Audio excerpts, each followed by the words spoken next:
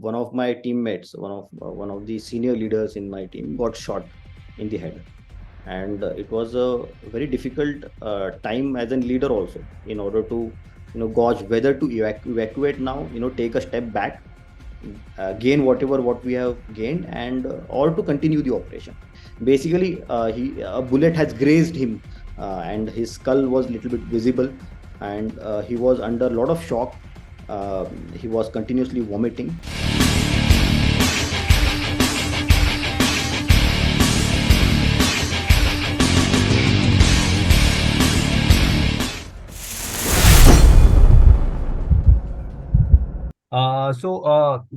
Ladies and gentlemen, boys and girls, जो भी हमें सुनेंगे, I am privileged to host one of the most dynamic young officer, Somay Munde, who's IPS and a Shaurya Chakra.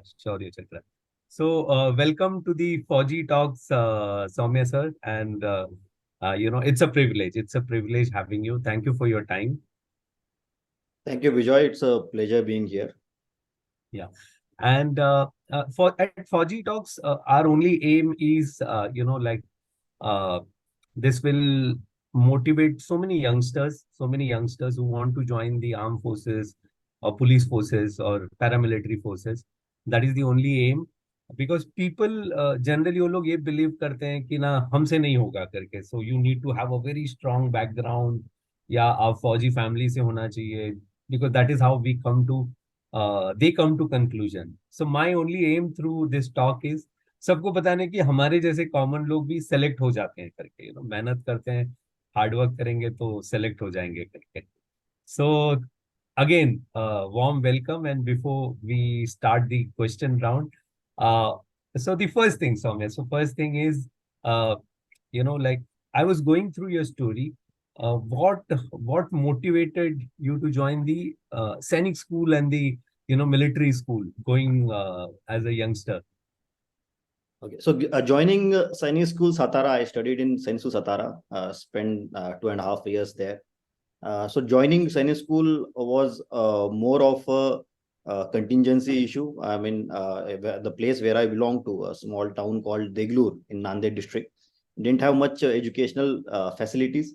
So my parents wanted to put me into a boarding school where there would be a good education, and that's how I landed up in Sanik school Satara.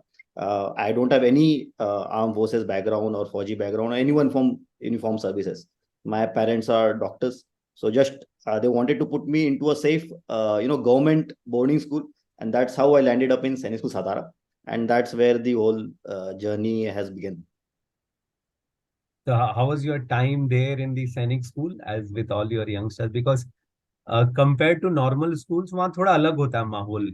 Like when you reach, it is more or less like a all boys school, and plus वो एक boarding वाली जो होती है ना, फौज वाली mentality. So how was your time there?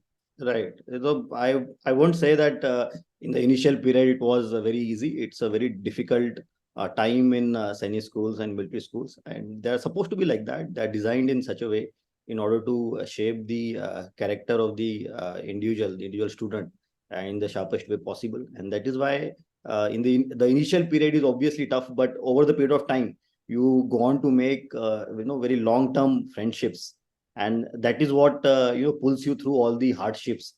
In the Saini school, there is a lot of rigor, and there is a lot of physical hard work that you have to do. Get up in the morning at say 5:30, reveille will be there. You'll be served tea and PT drill. We had NCC in Saini school Satara, and then the classes. Every minute of your day is very carefully planned. There are many people who are behind this whole training structure, and that is why it's a very rigorous experience, but certainly it's a lifelong memory. So I would say it was a tough experience, but I'm glad that I have been through it. So now being in the police force and being an IPS, so do you think कि वो वाला experience कहीं ना कहीं, और वो वाला जो time था सैनिक स्कूल में, somewhere it is helping you out a character building or वैसे कुछ यहाँ पर police force? Certainly, I mean, you don't have to start from the scratch when you get into the service. uniform services are much different, even though it's called a civil service, but it's very different from, say, Indian Administrative Service or Indian Revenue Service or other services into which you get clearing the same exam. Indian Police Service is completely different. You need a different mindset for it, and it is shaped through a similar rigorous process in the Sardar Vallabhbhai Patel National Police Academy. And it helps when you don't have to start from the scratch. It helps when you have that mindset already, and you can expect what to expect in the training schedule. So it certainly helped me a lot. एक बहुत curious question है here. So I know that सैनिक school से जो भी youngsters होते हैं military school से, उनका कहीं ना कहीं first choice becomes joining army navy air force. So did that thought pass through you कि join Yeah, करना? certainly. It was, in fact, it was my ultimate aim. I went to Sanisu Satara, and after that I got selected for the Rashtriya Indian Military College, Dehradun. I went there.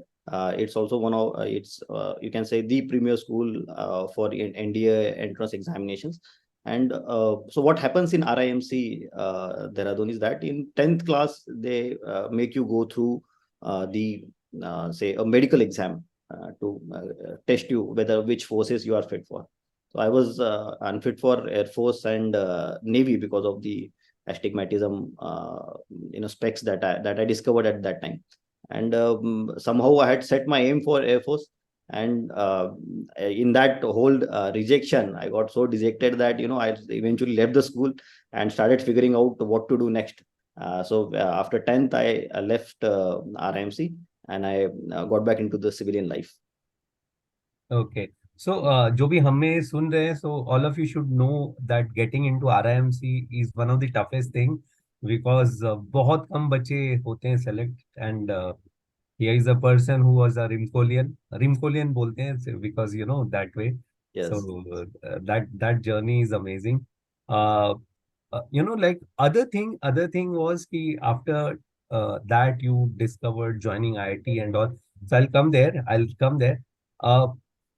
Like police academy, before we talk about the IPS journey and all, we have been, ये talk पे हमने generally लोगों को सुना है where people talk about NDA, where people talk about INA. ये जो police academy के बारे में बहुत कम लोगों को पता है, the rigorous training you go through also, because we see after hard work for getting into IPS, उसके बाद वहाँ आने के बाद.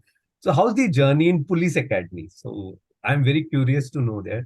The type of training क्या होता है ना वहाँ पर. Yeah, it is very important to understand the context at the beginning. See, once you join NDA or say IMA directly through CDSC or NDA through the NDA entrance exam, the cadets are very young. So they are 18 years old, or say if you're joining through CDSC directly into IMA or INA, you are at the most 21, 22-year-old. But average age of clearing UPSC Civil Services exam is roughly around 26, 27 years old. Some of my batchmates were even married, had kids. Some of lady probationer is the word for the trainee IPS officer. Some of the probationers were lady officers who had already had kids. In that context, you had to, that academy, in the National Police Academy, has that challenge to shape that individual mentally and physically into one of the fit persons at that age and in that very limited time. So NDA में अपने पास 3 साल रहते हैं for shaping that person. In National Police Academy, we only have 10 months. So in that, you have to teach them drill in such a way that they can perform on live TV, on national TV. The passing out parade is broadcasted on the national TV, and very high dignitaries, sometimes PM himself, the president himself, will attend the ceremony. So they should have that standard of drill. They should have that standard of fitness and everything. So the 4 years of training that say armed forces personnel has to go through, an officer has to go through, is crammed into those 10 months. Along with that, they have to gain a lot of the legal knowledge also. I'm an engineer. I didn't have any background from law, so I had to learn IPC, CRPC. So it's a very rigorous time, and the training schedule is very beautifully crafted. so that in minimum amount of time we are able to achieve maximum amount of physical fitness, and also the technical knowledge, the legal knowledge that we are supposed to get. So it was a very it's a very tough experience, certainly, being from Sanik school and being from RMC. Some of the things I found them to be they were not that much of a challenge. For example, in RMC, in class 3A, that is the 10th class.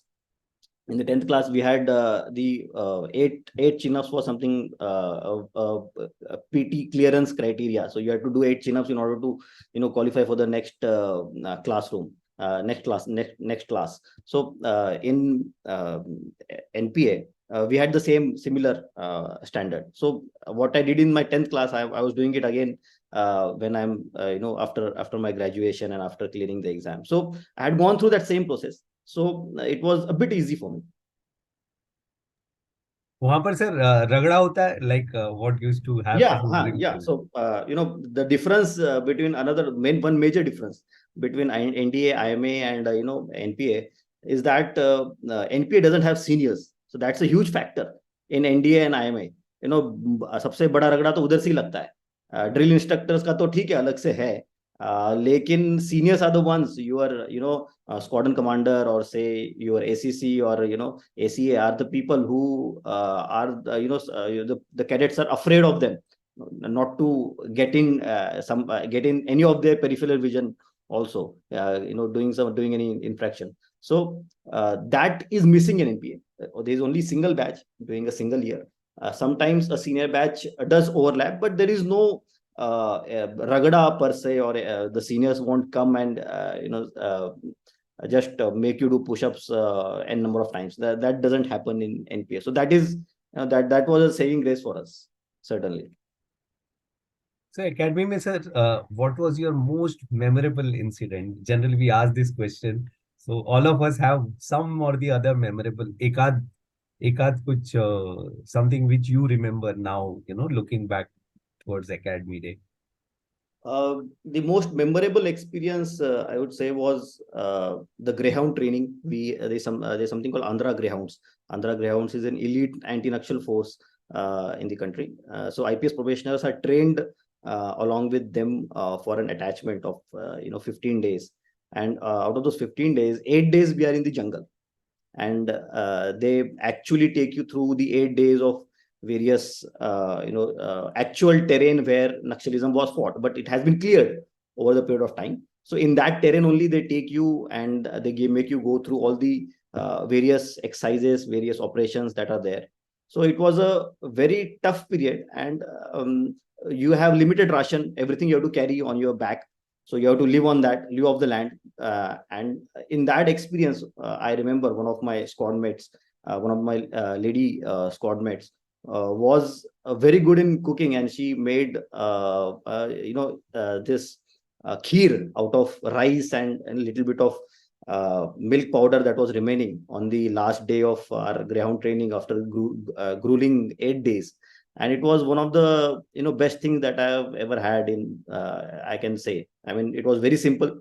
It was not something very fancy. Probably if put in front of me right now, I wouldn't even have a taste of it. But in that context, in that time and space, I think it was one of the best experience that I've had, sharing it with my friends. And I'm sure every person who has put on a uniform has gone through the same process and has found those moments in his training, which really stuck them in their mind for the rest of their life.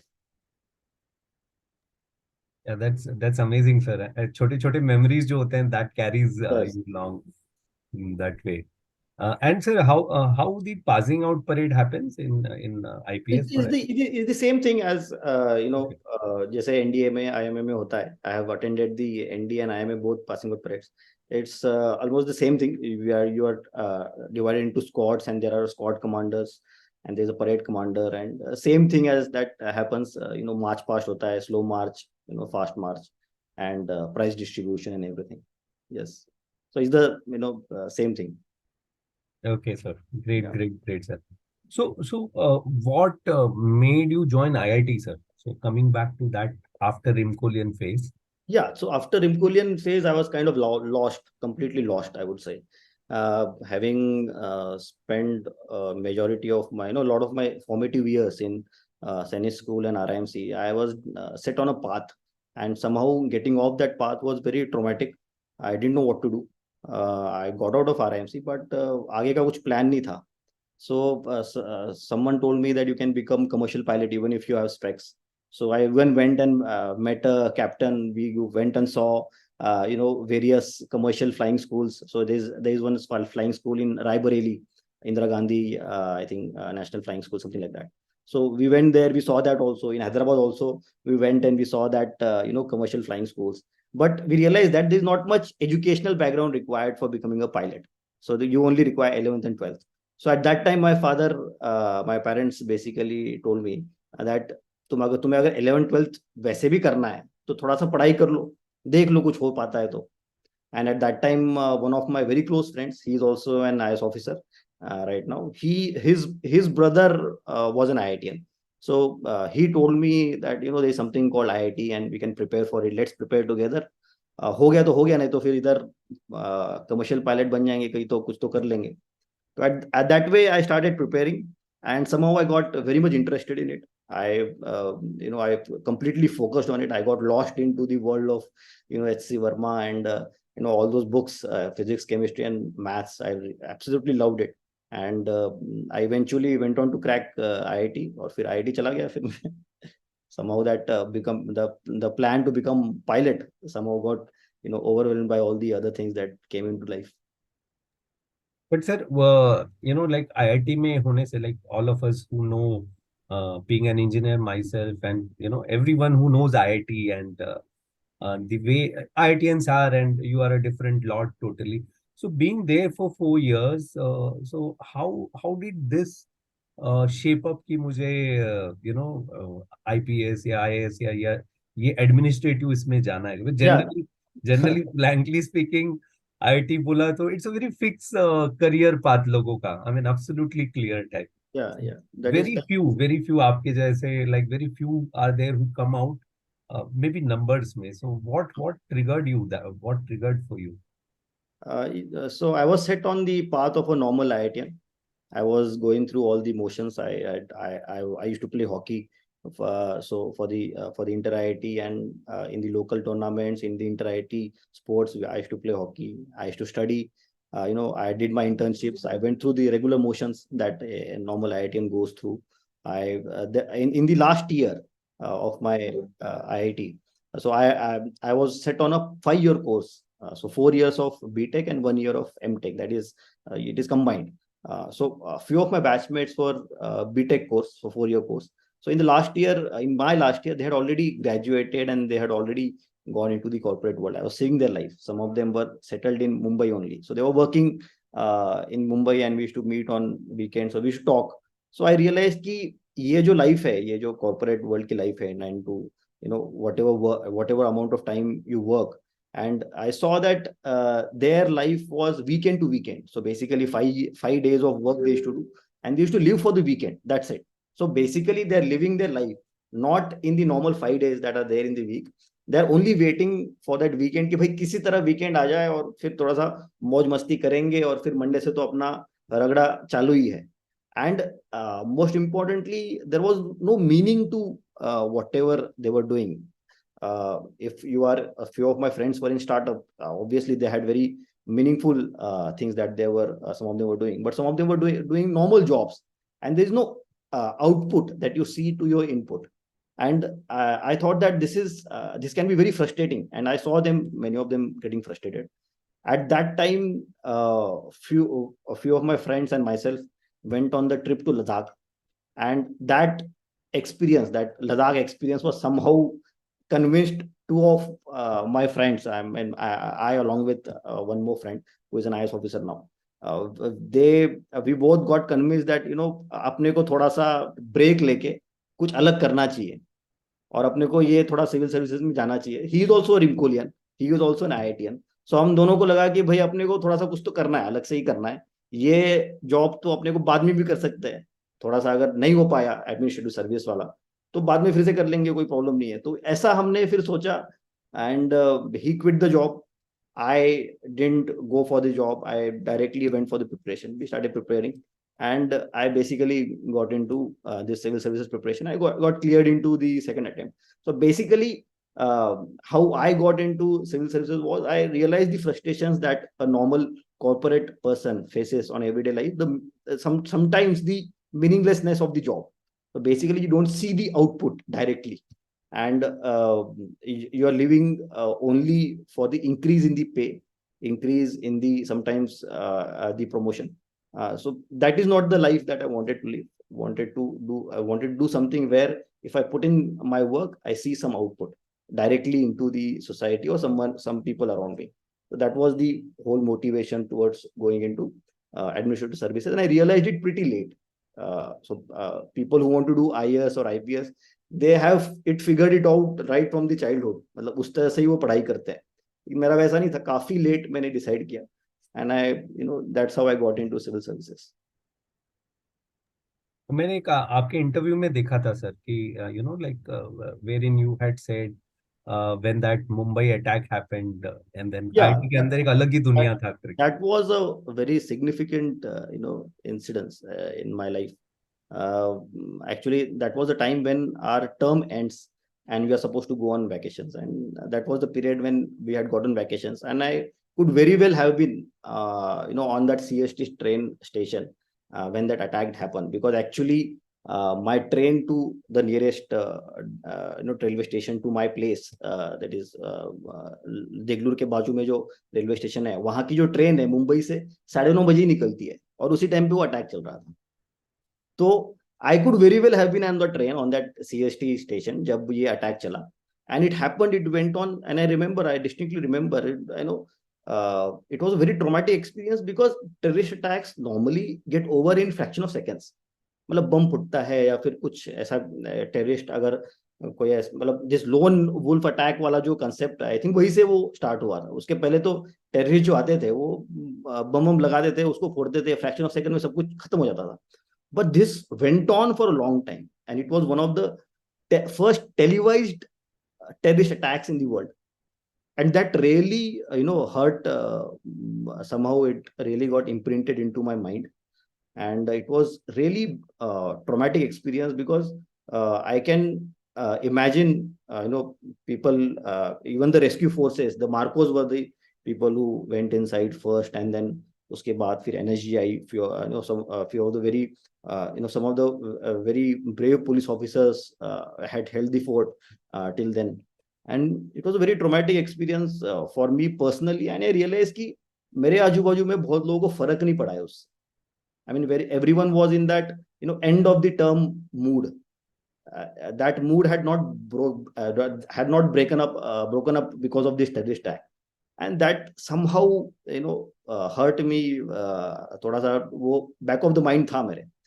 तो थोड़ा सा मुझे वही लगा कि we should be connected to the society in the more meaningful way, and not only take from the society, but also think about the larger perspective and what is really happening. And if you look at the corporate world right now in Mumbai or in the hi-fi cities, and in the people who are working in the higher echelons of the corporate world, उनको बहुत बार नहीं पड़ा है. मतलब जो आजू बाजू में चल रहा है एट द ग्राउंड लेवल, जो चीजें चल रही है अपने देश में, so that difference between India and Bharat जो है वो बहुत बड़ा है. एंड आई थिंक उस ब्रिज उस गैप को कम करना बहुत इंपॉर्टेंट है, and young generation has to take that lead in reducing that gap. So certainly that was one of the motivating factors. It kept, though that terrorist attack kept coming back to me again and again throughout my college life, and even now when I read a book or read or see a television show or a documentary, it's a really harrowing experience. I remember it being. So it was one of the motivating factors, certainly, yes. Very true, sir. I think a lot of things common between us, because maybe उसी दिन I was in the last year of my service Navy में, sir. Like, and incidentally every day मैं 9:30 के आसपास naval dockyard से I finish my work, and मैं वो local train लेके I stay at Mulund, Bhandup Mulund, तो मैं वहां आता हूँ उसी दिन।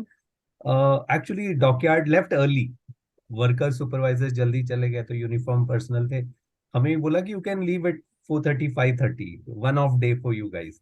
एंड अगर वो नहीं गया होता तो शायद उस दिन same sir, we would have Yeah. Cross the path. And Yes. That was a significant thing, because हम सबने देखा क्या हुआ करके। Yes. I mean I'm so glad that triggered something from, we got one of the dynamic officer who otherwise would have lost in the race of, the corporate race or the IITian, because obviously IITians are IITians. So when you finally joined the service through IPS, I'll come to that question. Why I'm asking this question is because this had a deep impact आपके life में. And then when we read the paper about the Gadchiroli incident where you had taken the lead along with it, how did that entire thing play, sir? That entire thing play. And before this question, if you can just throw a very small thing about what is Naxalism for the people who don't know, sir. Generally, लोगों को terrorism ये सब पता है. Naxalism is a thing. So, Yeah, so two questions here. Yeah. Yes, sir. that's a very important question that you asked. What is Naxalism? So it is very important to understand that Naxalism is one of those ongoing insurgencies that is happening in India, and 30% of our land at one point of time, 30% of our land was covered by it, and a lot of underdevelopment in that particular area is because of this insurgency, and it's a ongoing insurgency for last 60 years. It's been going on. 1967, you can say, the triggering point of this insurgency, starting with the Naxalbari village in West Bengal. That is where it started, and it's an armed insurgency that is going on for last 60 years in many of the states, Maharashtra being one of them. So you need to understand that Naxalism is that armed movement that is, it is not like few tribals have taken up arms because of few atrocities against them. It's a very planned movement. It's a movement that is constructed in order to undermine the constitution of India and the state of India, in order to keep that area underdeveloped, in order to provide the justification for that insurgency. So it's a very planned movement. There is a complete hierarchical structure like any other organization, any other terrorist organization. Just like that, the CPI, Maoist Party of India, which is the main left-wing extremist group in India right now, that is there. It's a very well-planned movement that is going on, in which the local tribals are the biggest victims of this whole armed insurgency that is going on. So it is, and this is the biggest. I think one point of time, our Prime Minister had termed it to be the biggest, internal security challenge of our country, and it is one of the biggest. Even today, few of the states are affected by it in a very drastic way, and we need to realize that if we want to counter it, we need to have a very systematic approach to it, in order to have winning those hearts and minds of the local population, and also the targeted operations, Naxal operations, in order to target the individuals who are heading it. Sir जैसे terrorism में होता है ना, like when we were in service and we know कि terrorism there is something sponsored by someone, बाहर देशों से. Just a naive question because I don't know much about Naxalism. So, how are they funded, sir? Is it from the outside source or? It is. I mean, we cannot. We have no evidence of it as of now, at least. In probably a few years before, a few decades before, I would say, it could have been funded by a few of the outsiders. But right now, how they are funded is through extortion of the local developmental projects. They sometimes take a cut. They take a cut from every village. So basically, every farmer who has a tractor, every farmer who sows rice paddy, or every farmer who collects tendu patta has to pay a certain amount to this Naxalite movement, their leaders. And when we go for encounters, we get a lot of their documents in the encounter sites. So in that, it is in detailed way, it is written in which village they have collected how much amount and for what purposes. So basically, they have a kind of a taxation system for every person in the village. So जैसे अपना income tax वाला system रहता है, तो if you earn somewhere around 5 lakh के ऊपर, तो you are charged certain amount, and उसके ऊपर you are charged another amount. So वैसे ही Naxalites का भी रहता है. So if you are owning a tractor, in order to run that tractor, you have to pay certain amount. If you own a motorcycle, in order to possess that motorcycle, you have to pay certain amount to Naxalite organization. If you are going for collecting Tendupatta is a huge economy huge forest produce economy in Naxalite area. So in the Dandakaranya forest, Tendupatta is a huge forest produce, which goes on into the beedi making industry. So local villagers, along with cultivation of rice paddy, Tendupatta is one of those additional income that they get during a particular season, and it's a hugely lucrative business for a few of the people who are in that process. So any villager who goes into forest to collect Tendupatta has to pay a certain amount. So this is one of the ways through which they earn. Any developmental project that goes on in that area, for example, if you are building a road, they collect certain amount from the contractor, extort certain amount from the contractor. If there's a mining industry there, they collect some amount, extort some amount from that mining industry. So in that process, they collect huge amount.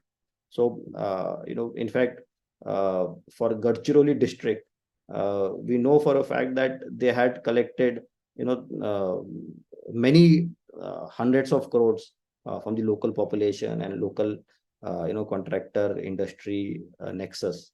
And that is how they extort and they fund themselves. True, sir. True. I mean, it's like a parallel economy which runs. Yes. Each other. Yes. Because I remember, sir, like when I was in Visakhapatnam in one of my posting, and we had to go to Sonabeda, Odisha. And there we were told all this, that is also a hot belt for Naxalism. Yes, so similar. But the local people don't protest, sir, iske against? People who protest are, invariably targeted and they're killed. They're murdered by the Naxalites. Yeah. So they have a very brutal way of, killing people. They sometimes kill them publicly in the Jan Adalat, as they call them. They gather the whole village, pronounce a verdict, and kill them right in front of those poor tribals who are living there, in order to send a message. There is a string of murders that happen, and eventually they term them as police informer and they kill them. There's no evidence for it, and that sends a message in the local villagers, and that keeps them in line, I guess. Very, very, very scary and very this thing, this is how everything erodes. Hamara jo bhi economy hai, a parallel economy erodes everything.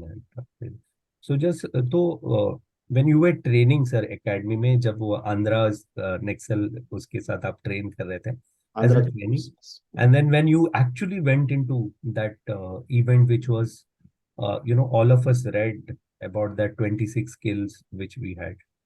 How did that unfold, sir? I mean, what was the mental state and things like that?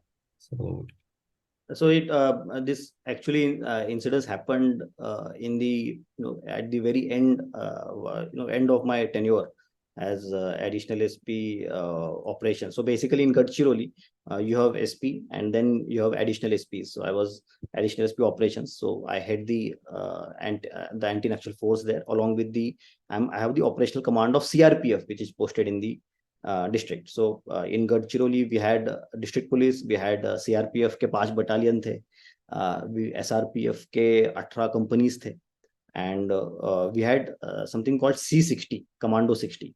So Commando 60 is basically an elite anti-Naxal force raised by Gadchiroli police. These are all local boys. trained in the special tactics, given special allowances, special training, and only used for surgical operations.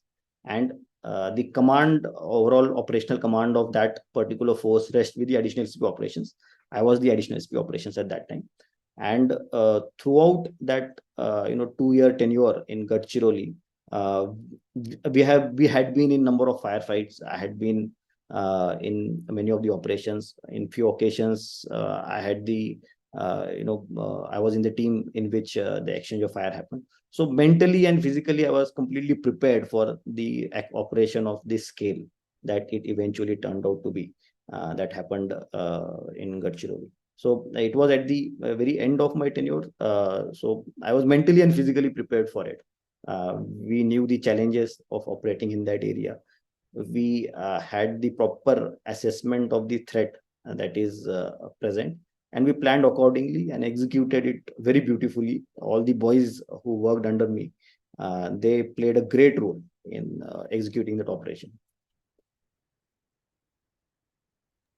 I read somewhere your team, couple of personals were also injured, na sir, usme?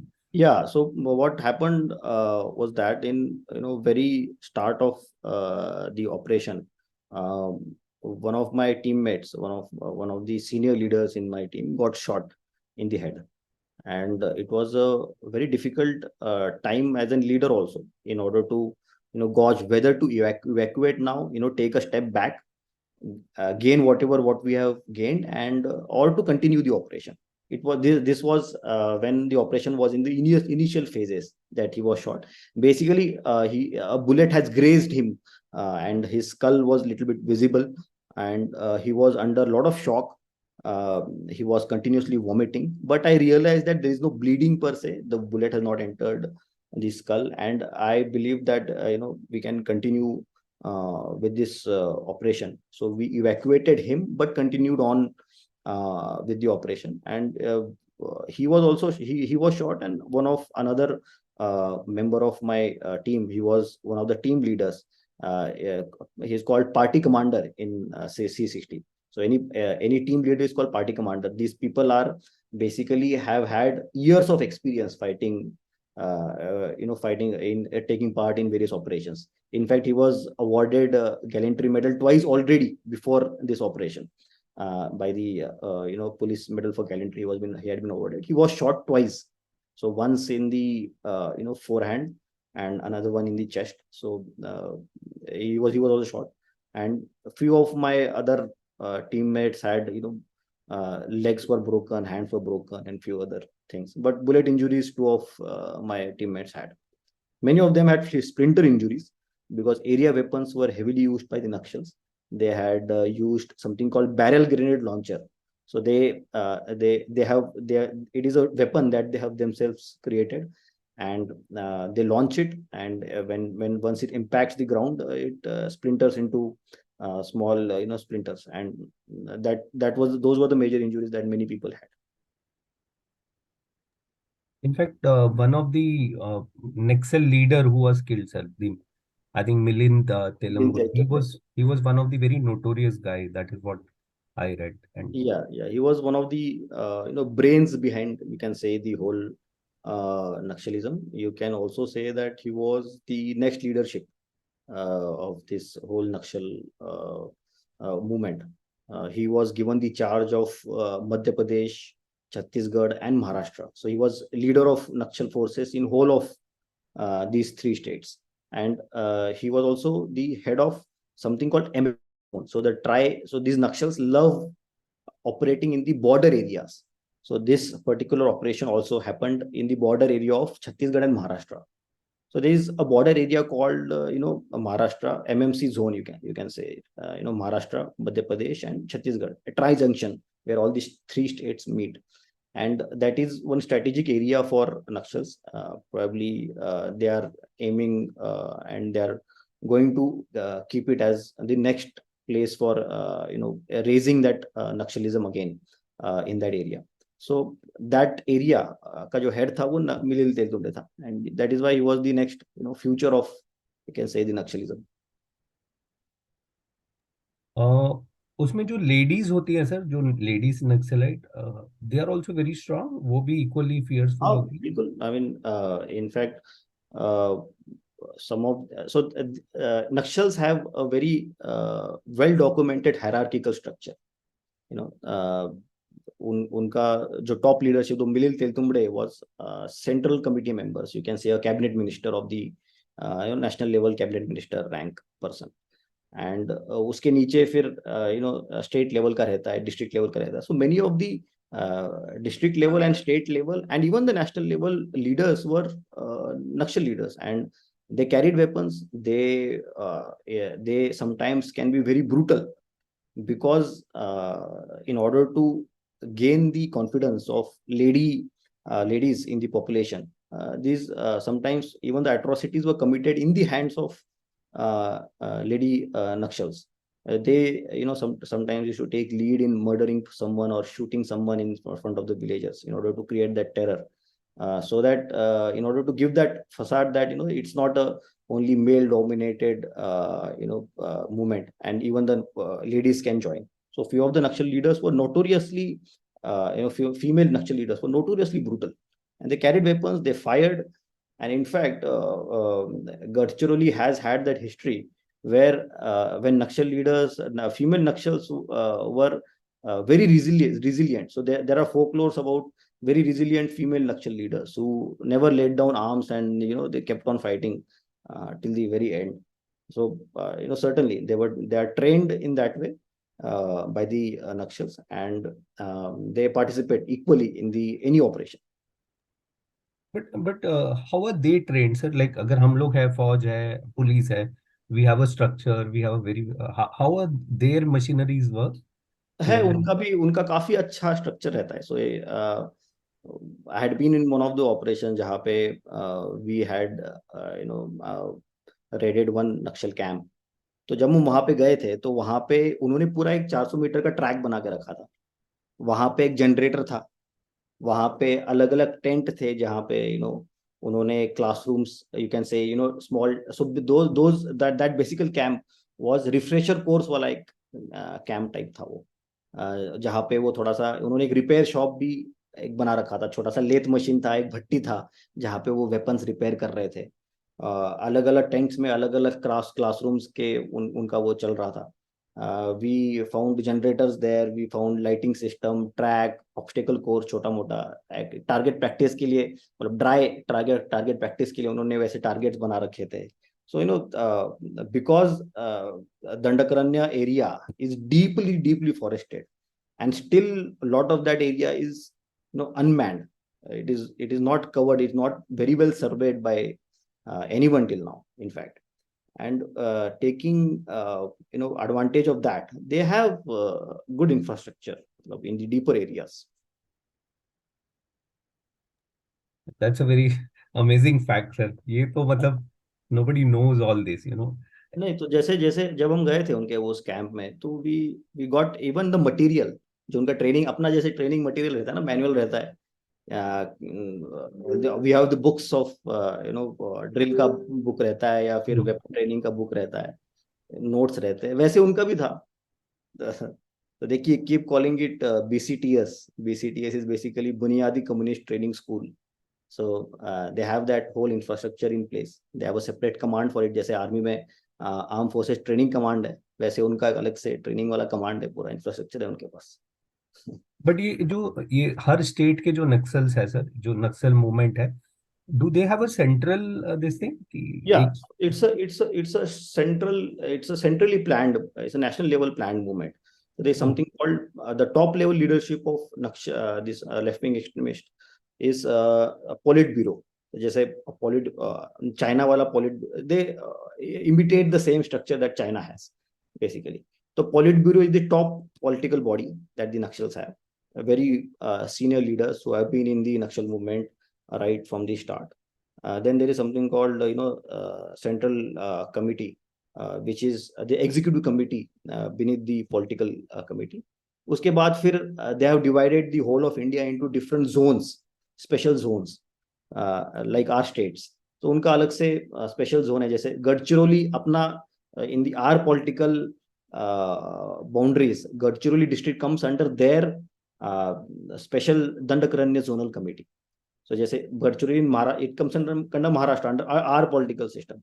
So in their political system comes under special Dandakaranya special zonal committee, and वहाँ पे फिर उन्होंने अलग अलग divisions बना रखे हैं. Divisions are basically district. So state के नीचे डिस्ट्रिक्ट जैसे अपने आते हैं, वैसे वहाँ के डिविजन्स आते हैं, और उनका अलग से फिर वहां पे एक प्रॉपर स्ट्रक्चर रहता है. So it's a well planned movement. So I can provide you one evidence of it. So we got 6 AK-47s. We seized 6 AK-47s in this particular encounter. We seized I think 9 or 10 SLRs. We seized number of other weapons. So basically we seized 29 different, I think that's the correct number, 29 different weapons in that encounter. We started backtracking those weapons. So where did these weapons come from? So when we started backtracking, we realized that one of that AK-47 was stolen from one of the encounters that happened in 1992 in, say, Odisha. एक AK-47 थी जो 2006 के नारायणपुर जिले के, छत्तीसगढ़ के नारायणपुर जिले में से एक एनकाउंटर में से चुराई हुई थी. So ये सारे जो weapons है, this is one of the conclusive proofs that these weapons were first of all not planted, and how these weapons actually how these weapons from encounter site of, say, few decades back, वहां से फिर यहाँ पे कैसे आ गए. वो एक पूरा जब क्वेश्चन का तुम सॉल्व करने का ट्राई करते हो, तो one of the basic factors that comes into play is that once the weapons are stolen from any encounter site from the policemen, they are centrally brought somewhere and distributed according to needs of that particular area. So that is one of the conclusive proofs कि ये एक national movement है, ये कोई state movement नहीं है, ये कोई जिले के या फिर एक state के कुछ tribal साथ में आके लड़ाई नहीं लड़ रहा है. ये एक there is a proper planning behind it. And जैसे अपना कोई भी नया वेपन आता है तो पहले आर्मरी में जाता है, वहां से फिर इश्यू होता है, वैसे ही उनका system. So this is one of the conclusive proofs. Amazing fact, sir. ये तो like very amazing how the system works. मतलब proper type structure. Proper structure. And it is very important to again and again portray these things, because some of the so-called human rights organizations always take up the cause of these causes, that why is the whole state machinery fighting against few of the tribals who have taken up arms. Why can't you just solve their developmental issues? But it's not so easy. I mean, there are people who are continuously trying to encourage few of the taking up few of the issues, and trying to encourage people to take armed response to any of the grievance that they have.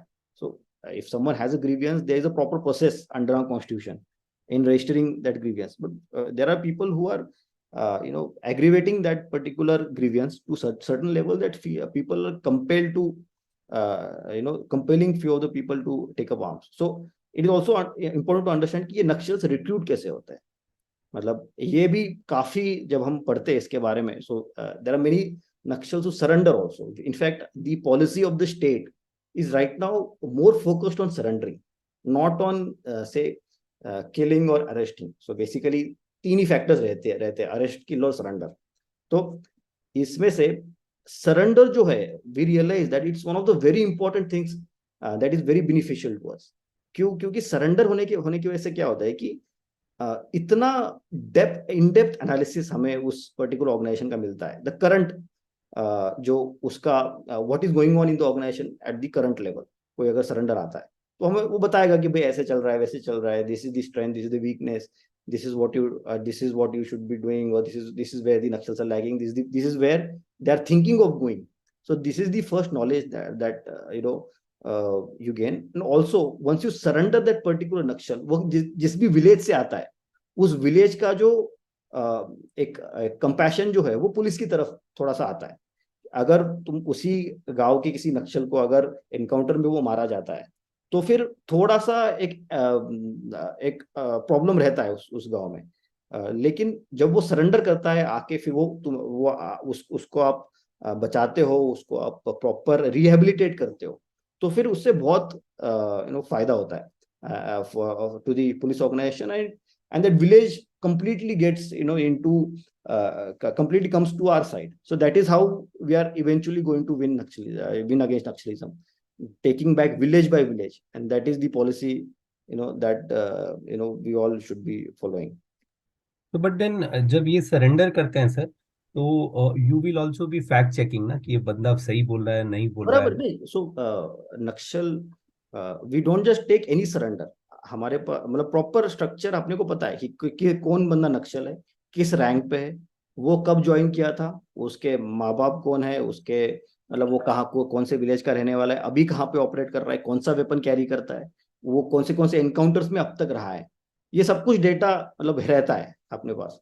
तो ऐसे ही किसी को भी surrender नहीं करेंगे, क्योंकि कोई भी अगर सरेंडर करता है तो सरेंडर करने के बाद सरकार उसको पैसा भी देती है सरेंडर करने के लिए. उसके बाद उसको रिहेबिलिटेट भी करती है, उसको घर बांध के देगी, उसको नौकरी के लिए पूरा ट्राई करेगी, उसके एजुकेशन के लिए ट्राई करेगी. तो किसी को भी अपन सरेंडर नहीं करेंगे, वो नक्सल प्रोफाइल में होना चाहिए तभी वो सरेंडर होगा. जैसे फौज में होता है ना सर, लाइक आर्मी में टीए वगैरह में देर आर जो सरेंडर्ड टेररिस्ट होते हैं, उनका सब ये करके they also come join the forces through या वेरे. ऐसे हमारे यहाँ भी है सर, पुलिस फोर्स में इज दैट प्रोविजन अवेलेबल कि अगर किसी को जो. they cannot join the normal police force per se, but they can become SPOs, special police officers. Okay. In some of the states, in Chhattisgarh, they are also appointed as assistant constables. So it is same as SPO. But normally we tend to keep them away from any of the operational things. क्योंकि क्या है कि जब वो surrender करता है तो he is already on target of Naxals. If Naxals get even a whiff of him helping us, his whole family, his whole village is going to be in trouble. He is most likely, they'll try to kill him. They'll try to kill someone from his family to send a message to other surrenders कि भाई surrender एक तो पहले तो करना ही नहीं है, और कर भी दिया और पुलिस को अगर तुमने ऑपरेशनली हेल्प कर दिया तो फिर बहुत बड़ा प्रॉब्लम आपको होने वाला है. Is going to be a backlash. So that is why we tend to not keep them, use them operational, never. Okay okay sir. Yeah. But इनका ना सर, जैसे वो terrorist when someone want to become a terrorist या उसको लूर करते हैं, 70 जो बोलते हैं ना 72 हूर का सपने दिखाते हैं, वो देम इनके लिए what is the motivation for this youngsters to join. I've talked to many surrenders, and in very intimately we have gotten to know few of them. And one of the most I realized that was in few decades back, जब अभी के जो surrenders है, they are most likely in late 20s और early 30s. उस age group के लोग हमारे पास सरेंडर करते हैं. They have joined Naxal movement a decade back when they were probably 13-year-old, 14-year-old, 15-year-old. That is when they have joined the Naxal forces. उस time पे क्या होता है कि उस एरिया में नक्सल का दलम घूम रहा है, यूनिफॉर्म में घूमता है. They have their own uniform, guns carry करते हैं. They have that aura that comes with that guns. उनका because they carry gun, because they are from the Naxal forces, तो वहाँ पे कुछ villagers उनको सलाम ठोकते हैं. उनका बात विलेजर्स को मानना पड़ता है. तो they are seen as symbols of authority in that forested very rural area. तो उस चीज को बहुत अच्छे से पोर्ट्रे नक्सल्स करते हैं. Then they organise camps, various youth camps in those forested areas. They call the youths, they brainwash them, they tell them कि भाई तुम अभी ये बंदूक लो और हमारे साथ चलो. बस पहले तो बस चलाएंगे, बंदूक भी नहीं देंगे, चलेंगे. चलो तुम्हें देखना ही ये नक्सल कैसे काम करते हैं, हमारे साथ बस चलो. तुम 4-5 दिन घुमाएंगे उनको, फिर उनको सेंट्री का काम कराएंगे. उसके बाद फिर कुछ दिनों बाद उनको यूनिफॉर्म देंगे, वेपन नहीं देंगे, बस यूनिफॉर्म देंगे. और फिर उसको he starts gaining that confidence. When he goes to a village, he realizes that people are saluting him. People are calling him Dada. So Naxals are called Dada in that particular area. So Dada Dada करके बुला रहे हैं, respect बढ़ रही है. तो उसकी वजह से they eventually get into that track, and before they realize it is too late now. So when I was talking to few of the Naxals, I asked them कि भाई ठीक है, तुम्हें पता लग गया कि ये नक्सल जो है गांव वालों को मारते हैं और ये सब कुछ करते हैं, तो तुम वापस क्यों नहीं आ गए. तो उस टाइम पे नक्सल्स ये बोलते हैं कि अब वापस जाके करोगे क्या, पुलिस तो तुम्हें मार डालेगी, तुम तो नक्सल हो, पुलिस को पता है कि तुम्हारे तुम हमारे साथ 4-5 महीने घूमे हो, तुम यहाँ पे भी थे वहां पे भी थे करके, तो पुलिस तो तुम्हें मार डालेगी, तो तुम जाके क्या करोगे? तो that becomes a point of no entry for Naxals. They never tell them that you have that option of surrendering. You can go and surrender to a particular police station or go to go directly to SP and surrender, वो भी option रहता है, लेकिन वो नहीं बताएंगे, वो यही बोलेंगे कि भाई तुम अब वापस जाओगे मारे जाओगे.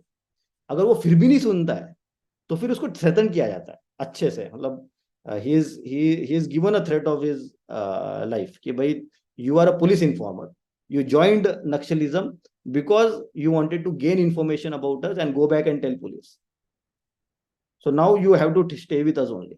ऐसे भी उनको बोला जाता है. So this is how they get recruited into the Naxal forces.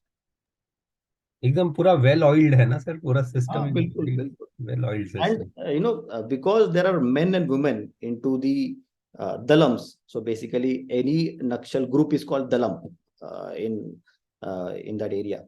So dalam में लड़कियां भी रहती है, लड़के भी रहते हैं. So what you are not allowed to have children in Naxal. Whoever joins forces, they are not allowed to have children.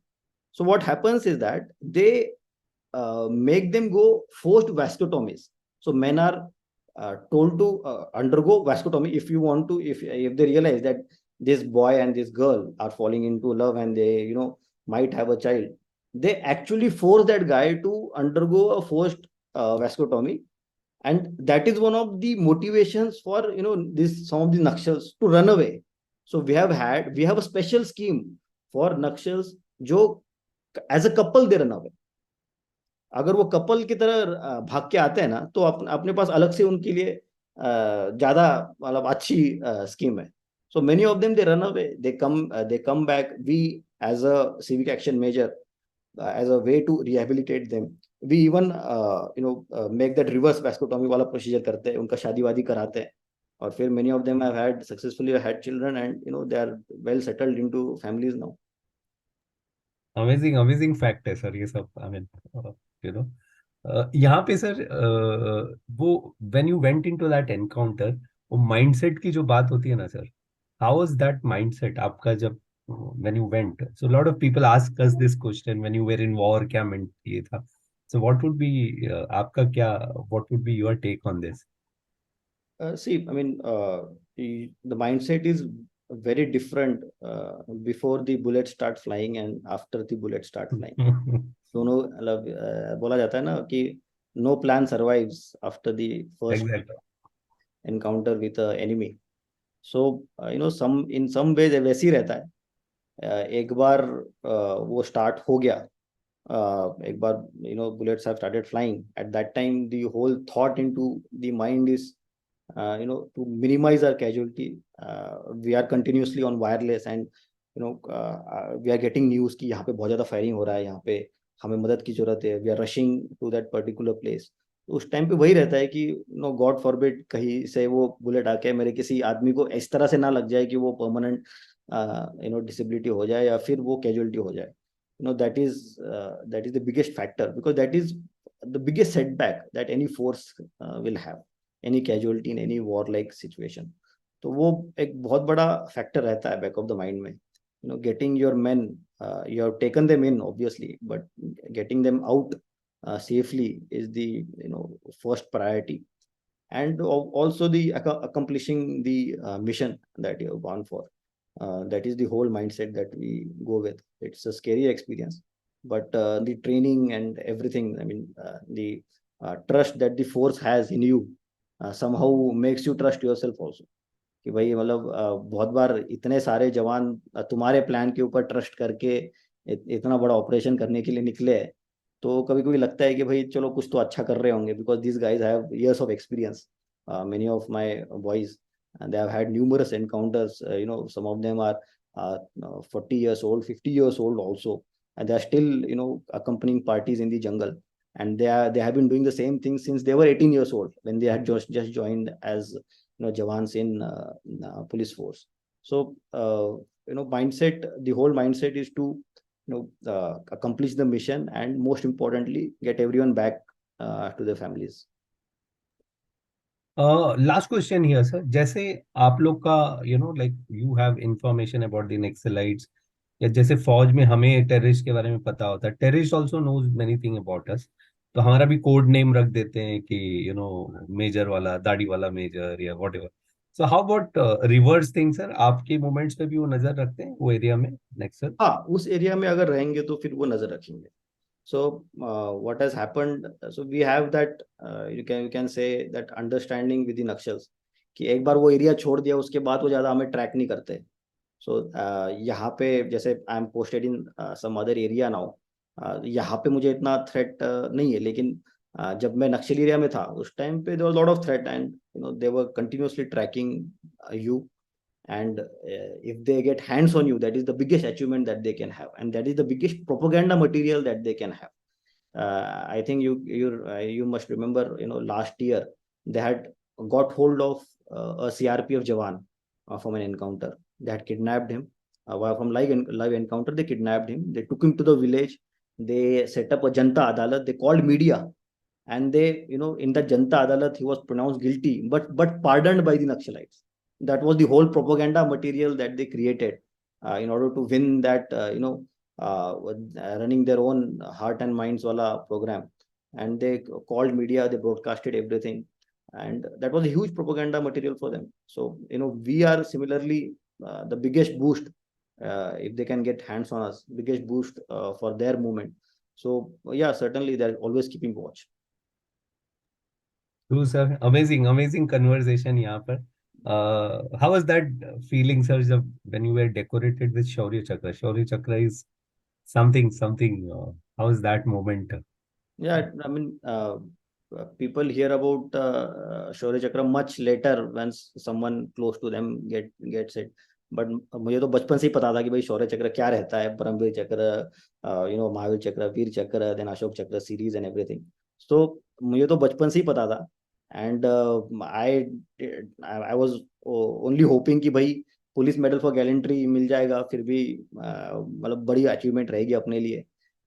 लेकिन शौर्य चक्र, I never in my dreams I thought about it, and it was a great experience for me, and for my family. The whole the ceremony and the accolades that we got even after that, it's a great achievement, and I'm fortunate in many ways. Yes. Amazing, sir. I mean, all of us are proud of you. All of us are proud of you. And maybe the last segment, because a lot of youngsters who aim for UPSC, sir, जो फौज में नहीं जाना चाहते, जो IPS IAS, ऐसे बहुत सारे यंगस्टर्स हैं. How was that preparation, sir? आप IIT में थे when you decided. What would be your advice to all these youngsters who want to prepare? बहुत लोग बिलीव करते हैं बहुत टफ है, होगा नहीं. So what would be your advice here? आपका एडवाइस क्या होगा सर? टफ तो है, टफ इसलिए है, not because the syllabus is very tough, but because the competition is very high. So you have to realize that you have to get into that 0.001% wala category in order to clear this exam. But also you cannot keep that in the back of your mind always when you're preparing. You have to prepare it like any other normal exam. Give enough time. That the focus should be on the breadth rather than the depth of the whole syllabus. So अच्छे से सारे topic cover करने हैं कि give the exam with a timeline. So I had a timeline. I had decided कि मुझे 2 साल ही देने हैं इस एग्जाम को. 2 साल में नहीं हुआ तो नहीं हुआ, ठीक है, फिर मैं कुछ और कर लूंगा.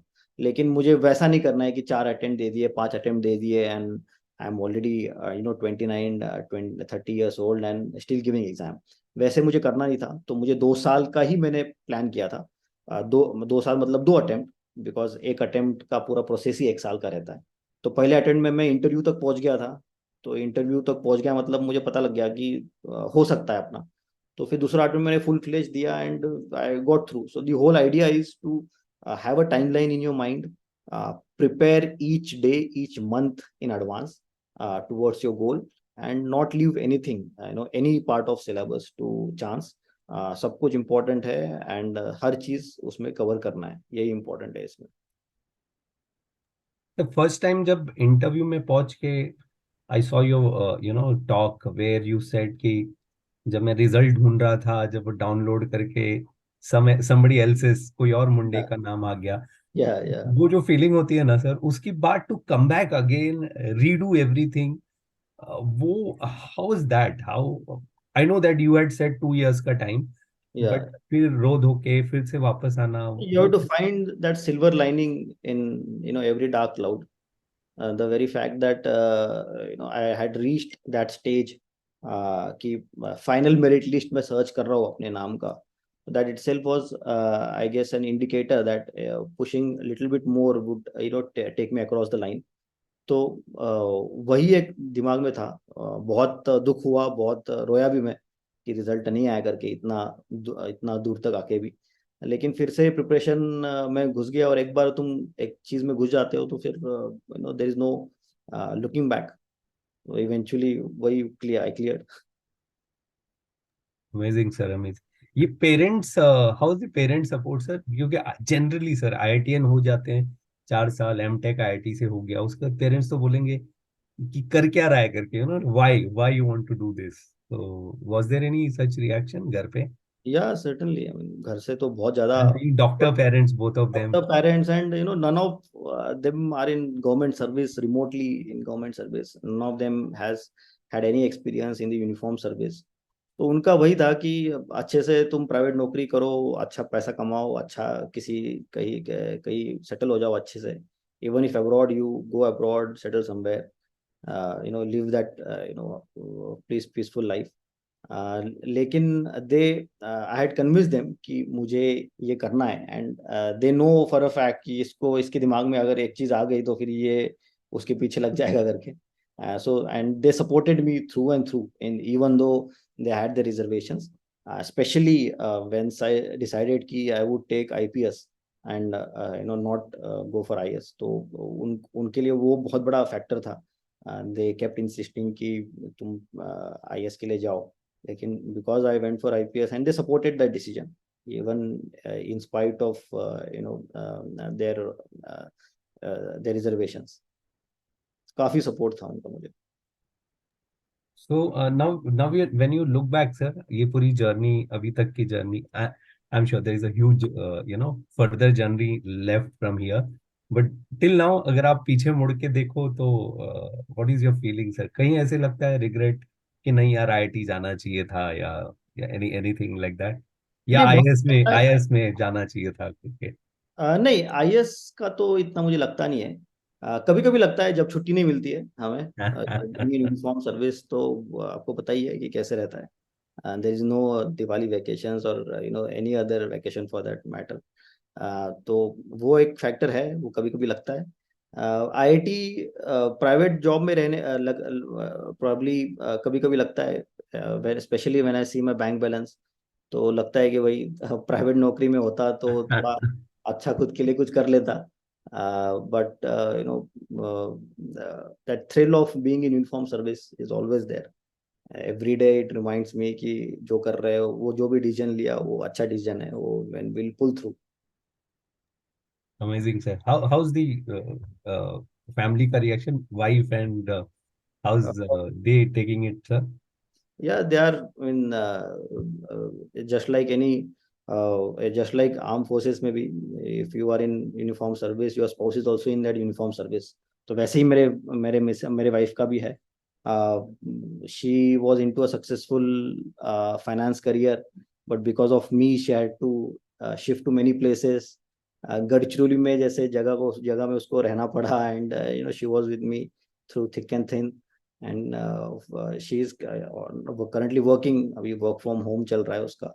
But she has been that pillar of strength always, even though she has no background in any of the policing वाला एक्टिविटी या फिर एनी यूनिफॉर्म वाला एक्टिविटी। लेकिन उस she is also enjoying, she is also seeing that new life.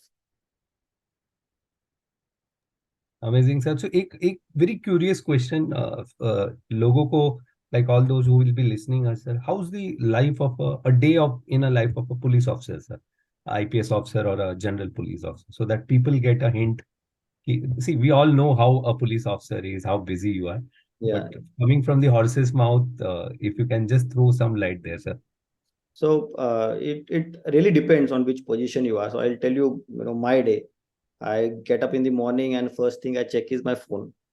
कि रात को क्या क्या हो गया, और ऐसा तो नहीं हो गया कि भाई कुछ अनर्थ हो गया और अपन एसपी ने कॉल नहीं उठाया. I am currently posted as superintendent of police in district. So I check my phone. I return back all the calls, return back many of the messages. Firefighting वाला जो रहता है वो करते हैं. Early morning I get my daily crime report. पिछले दिन क्या क्या हुआ, क्या क्या क्राइम हुए, कौन अरेस्ट हुआ, किसमें क्या हुआ. I conduct a kind of a small group call with all my officers.